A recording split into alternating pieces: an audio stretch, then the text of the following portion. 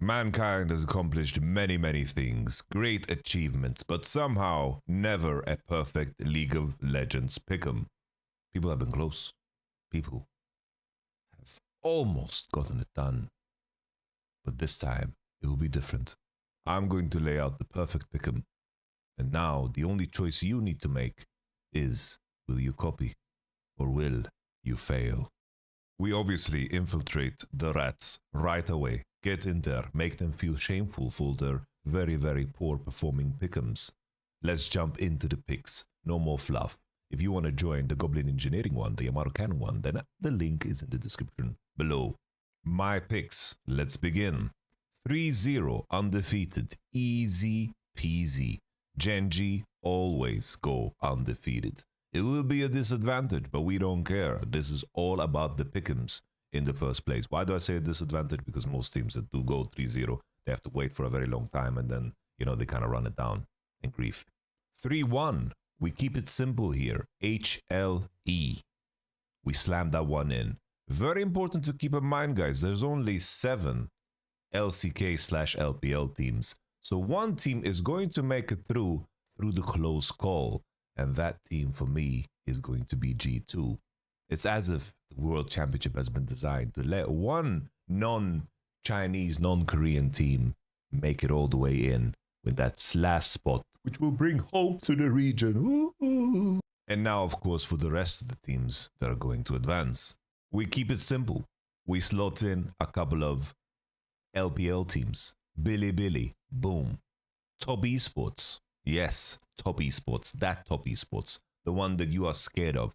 Don't worry, knocking teams out of the Swiss stage, easy work for top esports. They have some of the best team fighting in the world, and you need to be good enough. You need to be this tall to beat them.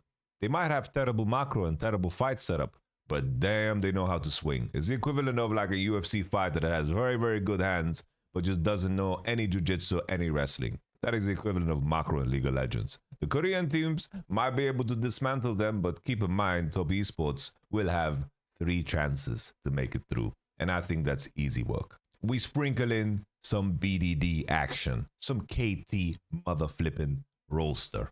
BDD, he's the man of the hour. He's going to make it happen. Keep in mind, once again, I repeat, the oppositions, the way you qualify, the teams below you, you gotta be losing a horrible matchup if you're not gonna make it through. So we're gonna slot in KT there, and of course we're going to also add a cheeky anyone's legend. And now for the final spot, drum roll. I love IG, but I gotta take T1. Let's be honest. T1 is probably gonna beat IG. And if IG beat T1 for some reason, then I won't care about my pick'em. And it is going to be one of those moments where I'll say, it is what it is, man. Warum ist mein Pickem Deutsch? So, viel besser. Which champion will be picked the most? Looking at it from a scientific perspective, we gotta pay attention to the support champions that have pretty much been meta the whole damn year. We sort by picks. We have, of course, Alistar coming through there, which is a big one that gets picked often. Rakan is also a massive one. And I think this is something that you just pick and choose between. I'm going to follow my gut. And something tells me that Rakan is going to be, what the hell? That was Aurora for a second. No, I'm not crazy. Rakan. Confirm pick. Lock it in, baby. Which champion will be banned the most? So, if we look at the data that is available, looking at top regions, bans, Pantheon has been very nerfed. Azir is going to get a planned nerf, whereas early game is going to be a lot weaker. Varus. Poppy is a very interesting one because Poppy as a champion is something that is banned for the purpose of course, enabling the Jarvan first picks and maybe a little Wukong in that direction. But the issue is, as you go deeper into best of fives, the value of Poppy also kind of goes down. And the odds of this being opened when you get into a game 3, 4 is, of course, considerably higher. I am looking at Neeko. In a world where, of course, Spellbook and Redemption is nerfed, Neeko as a champion is something that has so much flexibility because it's, of course, pairs with many ADCs. So I am going to lean into Nico. We have a lot of very, very specific super players at this World Championship. A lot of them are great at Nico. Nico is going to be my go-to. Which champion will have the highest win rate? Minimum 5 games played. The main thing here that we need to pay attention to is we cannot pick a champion that, random ass teams, at the bottom might lock in. Bard was my usual go-to in this one, but now we have some of the lower end teams also enjoying Bard, which makes it a little bit more dangerous, no longer like a niche champion that only the masters kind of lock in. We need something that really, really cuts through and is only picked in very specific spots. My gut tells me that Jinx is that champion. Jinx comes through in very specific spots, is used as a big scaler in losing games. Either in lower end games, Jinx gets locked in and it just scales and wins, or in higher end games is only picked in spots where it can get through lane phase.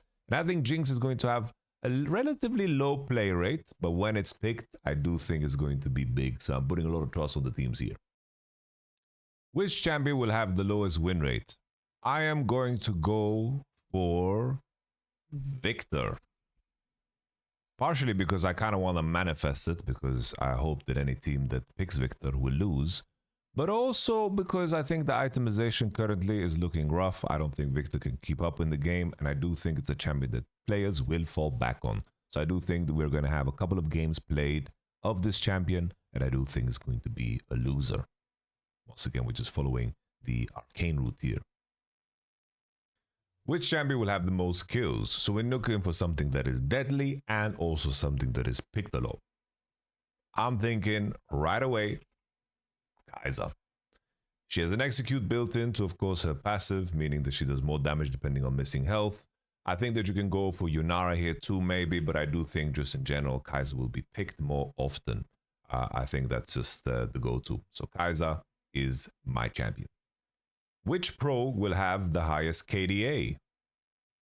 There's only one KDA monster, I do think that really his playstyle is also cemented by this approach. I think Gumayusi is my KDA player of course, this tournament. Last time he played, tremendous KDA. Gumayusi was popping off. And he has this playstyle where he never overextends, never push for additional risk. He wants to keep his farm going. He is, of course, the final, hurdle that teams need to overcome when they're beating T1. He is the one that holds down the fort. And I do think that Gumayusi plays very, very safe. The main concern is, of course, Gumayusi and Keria. The lane phase didn't look the cleanest. And then we have a couple of more deaths. But, this is the World Championship. Which pro will play the most different champions? So we are looking for someone that is going to make a deep run. And usually I wouldn't put this player in this category because for the longest time in his career, he had the complete opposite approach. But now I think if we have the expectation of a team making a deep run and at the same time, you are in a position where you think to yourself, damn, Chovy plays more champions than ever now, you are thinking, right. Let me pull it up real quick. Chovy, let's type it in, boom. Look at that list. That is a pretty damn solid list already. A bunch of Galio games, but we know he's going to do a deep run most likely. And I do think that Chovy is very, very flexible in what he plays. He plays the majors, he plays the 80 champions. He is very, very flexible in his approach.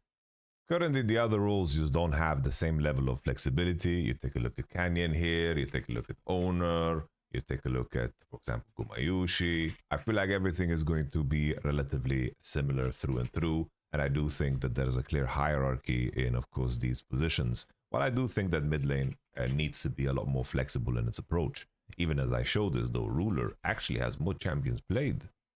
So maybe, just maybe there's an angle here to do a crazy pivot and a change up, because as cities progress, you have to go deeper. Is Ruler our ace up our sleeve here, guys? The final person I kind of want to look out is Knight. Knight also plays a lot of different champions. He's all over the place in his approach. And I do think this is something that can show up at the World Championship. But are we going to throw a curveball here? Are we going to throw a curveball and sent in a ruler here. Honestly, ruler it is. I have a ruler match 1 jersey. Arnold also promised me that he's going to get me a signed ruler jersey. So come on now, we're going to send in ruler. We're going to back up our boy. Which pro will get at least 1 Pentakill? So I'm very sad that Mr. of course Gala is not making it through because he has to play against T1 in the first round, because if he was in the main event, this guy is collecting. But in regards to somebody else that would do it, and I think that he has the teammates that would want him to get a Pentakill, I do think that Viper is the guy. Viper has teammates that would love to see Viper get a Pentakill. He has been suffering for such large portions of his career, so if his team can rally around him and make him feel a little bit good, then of course they will do so. Delight, Peanut, very polite, almost rhymes. And of course Viper has the skill to back it up, and he plays all the champions that could get you a nice damn Pentakill. Which pro will get the most first bloods? So we need a jungler. It's definitely not Canyon, that's for sure, because Canyon barely ganks.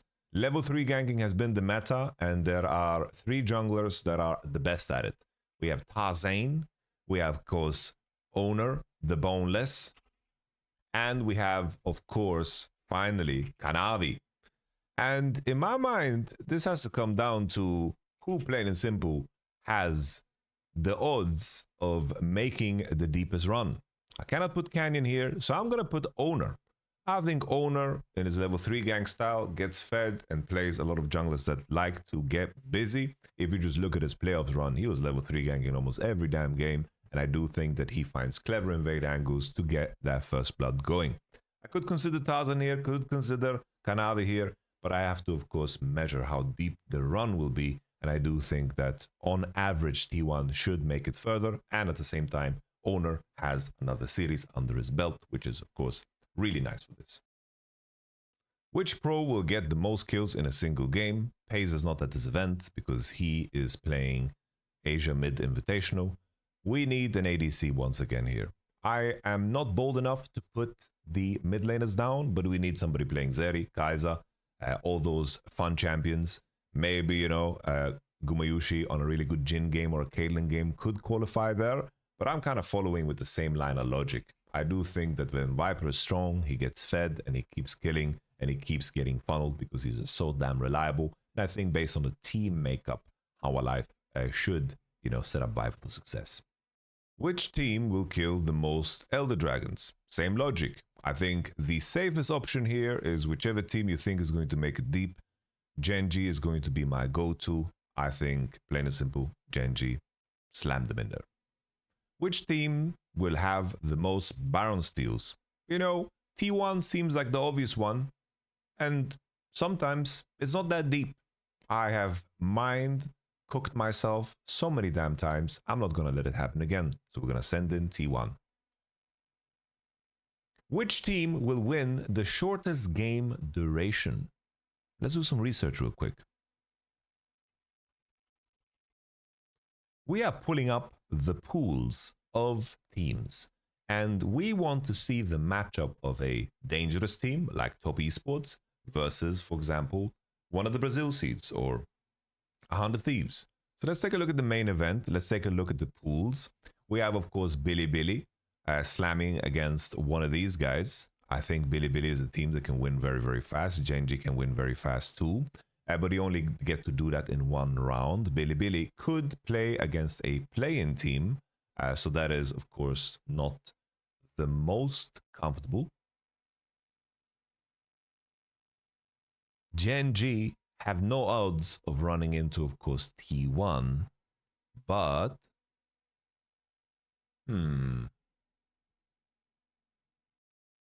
So if we expect T1 to win, T1 would be slotted into, of course, this spot.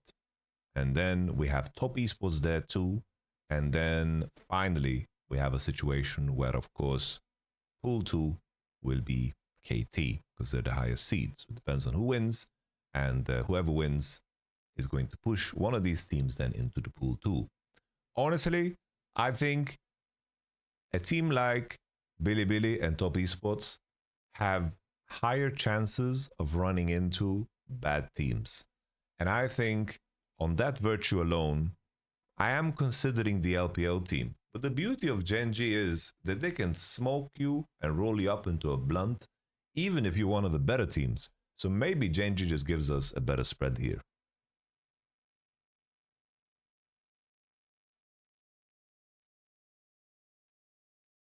Boom.